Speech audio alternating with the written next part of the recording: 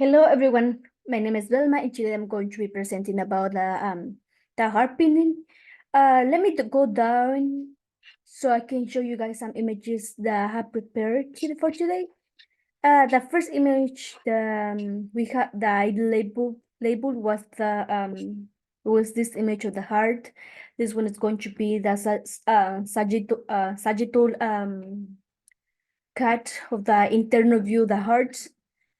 Um, this is all the things that I'm going to go through and I'm going to explain a little bit. So let's go to the right ventricle. What is the right ventricle? If we see in the image, the right ventricle is going to be located right here. And this one is going to be one of the chambers of the heart that basically pumps blood that is low oxygen to the lungs. The next one is going to be the left ventricle. The left ventricle is going to be located right here, where where the blue arrow is pointing. The left ventricle is going to be one of the four chambers of the heart. The left ventricle is something that pumps blood. That is full of oxygen it pumps blood to the body. Okay. The next one is going to be the interventricular septum. The interventricular septum is going to be located here in the lower area of the right ventricle. This is going to be something like a triangular wall of the cardiac tissue that is basically something that separates the hearts from the left from the from the left side to the right ventricle. This one is located right here. The next one that we're going to be sharing is going to be the bicuspid valve. Where is the bicuspid? It's located right here in this image. It's going to be located right here. Basically, the bicuspid valve is one of the aortic valves that contains only two cusps. We can identify this like a little circle that is going to be only having two holes inside, or two holes where fluid can go through. This is the bicuspid valve is going to be that we know is only going to be containing only two cusps instead of three, and this also controls the flow of the blood, from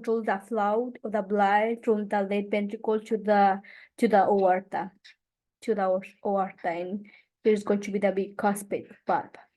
The next one is going to be the tricuspid valve. This one is something that is going to be three, and this one is going to be located right here. We don't see it; it's not very clear in this image, but I can show you guys in other images. Here is going to be located at the tricuspid valve, and this is something that separates the right atrium from the right ventricle. Is basically here's going to be the right atrium, and this tricuspid valve is going to be like located right here in the middle. That's something is like a division of two things. And this one is also allows the oxygenated blood from to flow between them.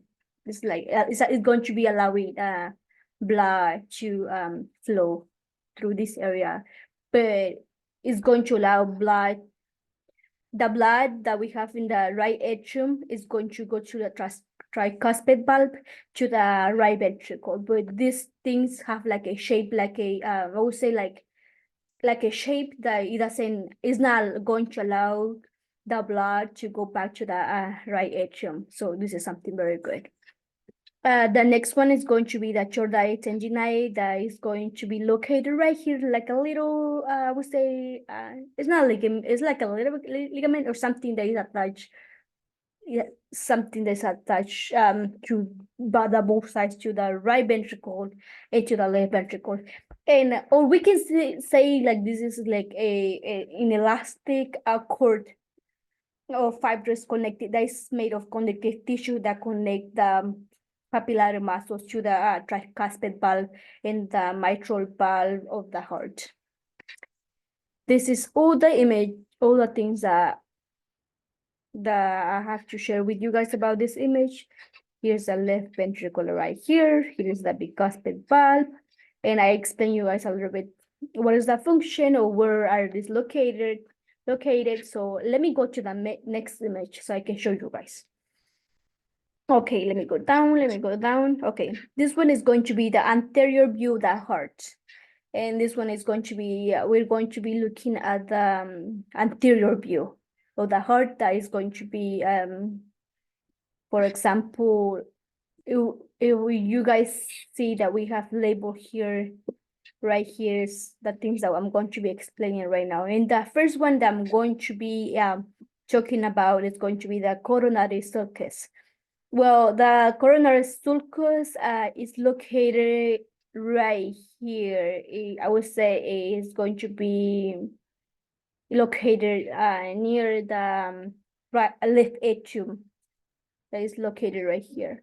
And this is something that supplies the cardiac muscle of both chambers of the heart.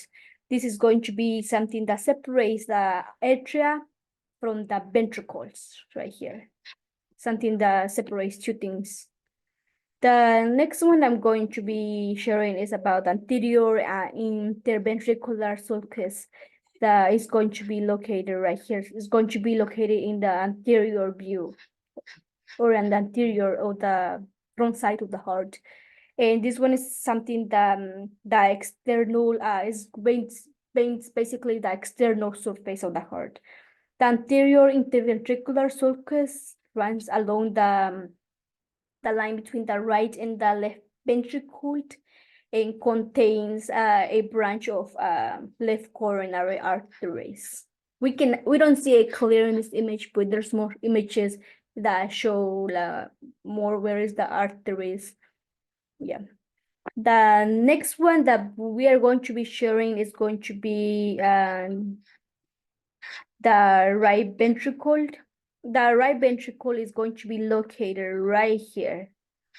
I would say, yeah, it's going to be located right here. This is going to be the right ventricle. I already shared a little bit about the right ventricle in the last image, so I'm not going to go so deep here, but it's going to be located in the middle, or it's going to be, here is going to be the right atrium, and here is like somewhere here is going to be the tricuspid valve, and here's the right ventricle right here. Okay, I also share a little bit with you guys about the left ventricle that is going to be located somewhere here, somewhere in this area, The next one that we're going to be sharing is going to be about the pulmonary trunk. The pulmonary trunk is going to be located right here in the top, near the aorta. Here is going to be the pulmonary trunk, and this is going to be basically a artery that directly connects with your heart to your pulmonary valve. This is basically the door or the something that controls the flow of the blood to your lower right heart chamber. This is going to be like a short artery that's going to be transporting the deoxygenated blood from the heart toward the lungs. This thing right here, the pulmonary trunk, is basically going to carry deoxygenated blood to the lungs. This one right here. This one right here. Okay, let me go to the next image. Okay, this is again the heart, and this one we can see like is a posterior view of the heart, and this is all the things that we're going to be sharing about. The first one is going to be the coronary we already shared a little bit about this one. The first one is going to be about the coronary sulcus. That is going to be the coronary sulcus. Let me see where it's going to be right here. It's going to be located right here. The coronary sulcus. Right here. Pablo, hable despacio. Like we have mentioning is going to be right here. The next one is going to be the posterior interventricular sulcus. The posterior is going to be, we have an anterior and we also have a posterior. So the posterior is going to be located right here, and this one is going to be something that runs along the heart from the base of the apex. The apex is going to be, I would say, somewhere right here, and this is going to be something that divides the right and the left ventricles. Like I mentioned to you guys before, like it's basically it do this this is something that the function is like kind of similar as the anterior interventricular sulcus. I also show you with your right a little bit about the right ventricle that is going to be somewhere here. We're pointing here because this is the posterior view. So the right ventricle is going to be here. The right atrium is going to be right here. And then this area is going to be the left ventricle. And here's, we're going to be having the left atrium, and like somewhere here, we're going to be having the bicuspid valve, and somewhere right here in this area or something. We don't see it in this image, but I would say somewhere right here, we are going to be having the tricuspid valve. Okay, we already shared about the right ventricle, the left ventricle, the right atrium, the left atrium. Okay, and now we're going to oh wait, let me go a little bit more deep about sharing about the right atrium. Basically, the right atrium is going to be the right atrium that is something that is going to be receiving oxygen, poor blood from the body, and that is and pumps it to the this is going to pump it up to the right ventricle. Basically, the right ventricle pumps oxygen in poor blood to the lungs, like we know already, and left atrium is going to be the left atrium that receives oxygen, rich blood from the lungs, and pumps it to the left ventricle. One of the one of the other things is that this is also one of the four chambers of the one of the this one the right and left is also going to be one of the four chambers of the heart. Let's go to the entrance for SBC. Well, SBC is going to be like the initial of the superior vena cava. Well, the superior vena cava, we see it right here. We have a superior, and we also going to be having like inferior. The superior is going to be something that is up, like up superior, and the other one is going to be superior, that is going to be down. We don't see the superior vena cava here in this image, but I'm going to share a little bit with you guys what is the function and where it's located. So the inferior vena cava is some, I mean, the superior vena cava is something that resembles or drains and that leads down into the heart.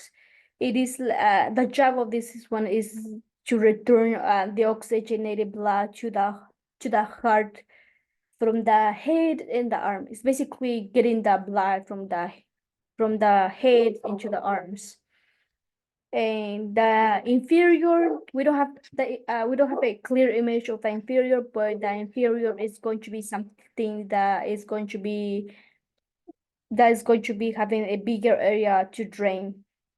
And the function of this is to return the oxygenated blood to the heart from all the below of the diaphragm. For example, the legs, the things lower from your diaphragm.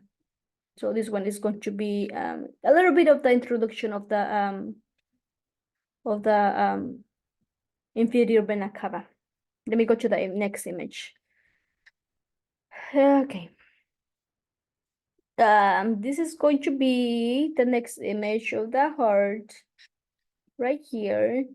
And let me go first with the coronary sulcus. The coronary sulcus is going to be located right here in this image. but we also have it right here. I think, I'm not sure, but I'm not 100% that this is human heart, but I know that this one right here, it is a real human heart. So we have the coronary sulcus that is located right here. It's going to be right here. And for this part, it's going to be right here. And the coronary sulcus is basically a circumferential, something that separates the artery from the ventricles. That is right here. And the next one is going to be the anterior ventricular sulcus that's going to be located right here. It's basically something that is going to be having like a anterior and also a posterior interventriculars that we know already that is something that separates the ventricles. That one is going to be right here, and the other one is going to be, well, it's going to be right here. So let's go to the next one. The next, we already shared a little bit about the right ventricle. The right ventricle is going to be right here, and for this image is going to be right here. And the next one is going to be the right atrium. The right atrium is going to be, it's going to be located right here. The left atrium is going to be located right here. The next one that we're going to share a little bit is going to be about the apex. The apex is going to be located here in the bottom side of the heart. Is going to be right here in the image, and the other one is going to be right here. Haga silencio. Estoy viendo mi video. Ay, de verdad.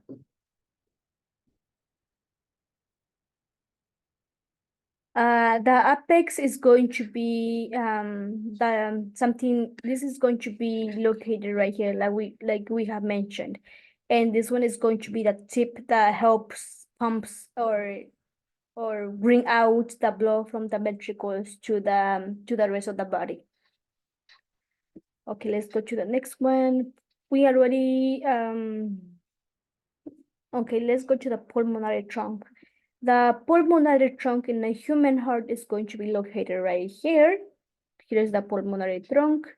And for the other image, I think it's going to be located right here in this area. It's going to be located somewhere here.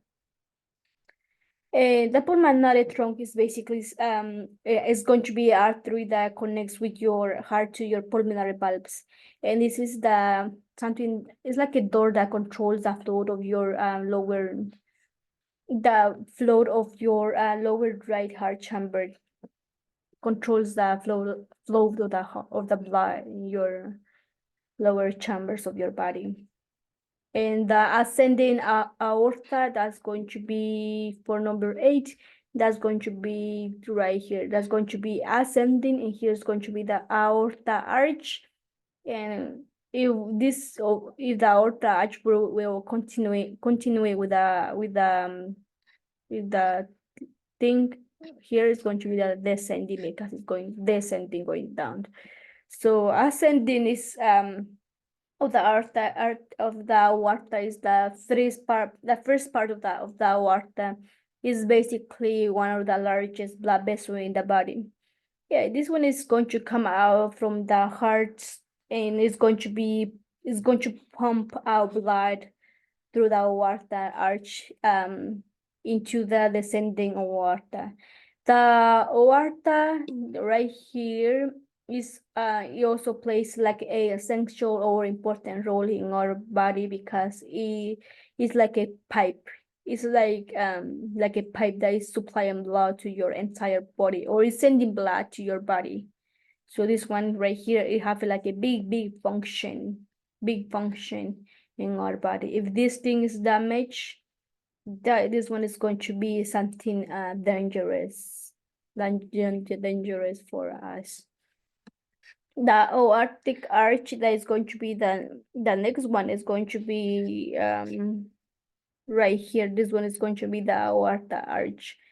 This is going to be like a segment of the aorta that helps distribute blood to the head and also to the upper extremities via the brachiocephalic trunk, and also in the left common carotid, and also to the left subclavian artery, basically. Or we're going to be having a left and a right subclavian that's going to be like going this area, left right or left subclavian.